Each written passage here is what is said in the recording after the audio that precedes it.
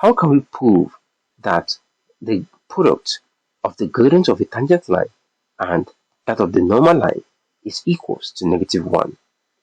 In this video, I'm going to show you the exact proof of this statement.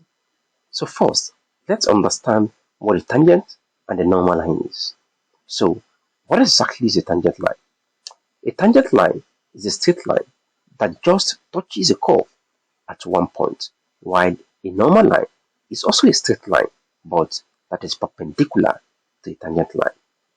So let's consider a tangent line as shown on the board. To calculate the gradient of a point on this tangent line, we need to consider the distance along the y-axis to the distance along the x-axis, typically the ratio of these two distances. And to do that, here's what we are going to consider. The maximum point along the y-axis is denoted as y2, while the minimum point along the y-axis is denoted as y1. And the maximum point along the x-axis is x2, while the minimum point along the x-axis is x1. The word gradient means the ratio of the distance moved by an object along the vertical path to the distance moved by an object along the horizontal path. We denote gradient with lowercase m, so the gradient of this tangent line at any point will always be the same because the slope or the gradient of a straight line at any point is always the same. So in this case, it's going to be y2 minus y1, which is the distance moved along the vertical path, divided by x2 minus x1, which is the distance moved along the horizontal path. Perfect. Now, what I'm going to do right now is that I'm going to flip this tangent line to the extent that it's going to be perpendicular to itself. However, you might be wondering that how is that possible? Well, what I will do is that I'm just going to duplicate it, and with that, I'm going to have this. So you can clearly see that nothing has really changed. It's just that the x value, the x coordinate, is now serving as the y coordinate because it has been rotated, okay, along the 90 degree, and the y value, the y coordinate, is now serving as the x coordinate. And also, you need to keep in mind that x1 is now serving as the maximum point along the y-axis. So that's how this works for a normal line. So this line right here is called a normal line. So what if I wanted to calculate the gradient of this normal line?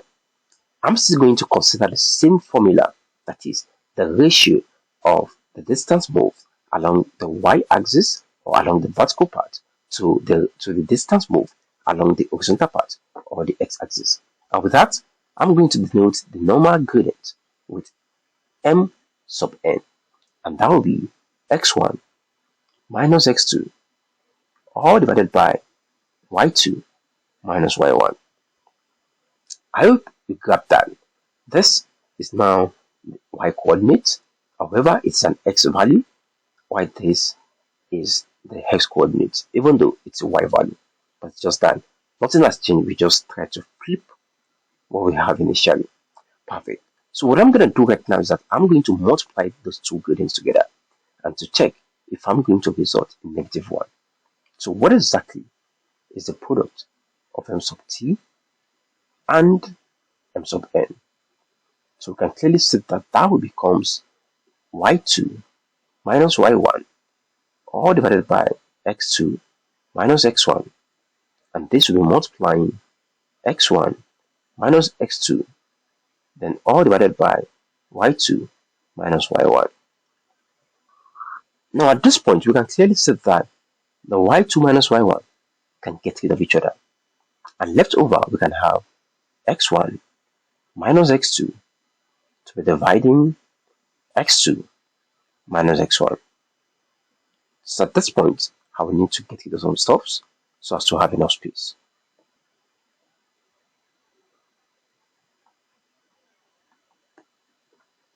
Perfect.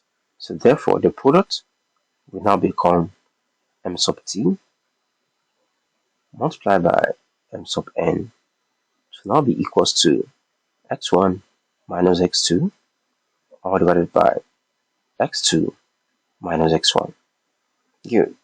So now I'm just going to factor out the negative sign along the numerator, and that will be negative. The x sub 1 will become negative x sub 1, and the x sub 2 will become positive x sub 2.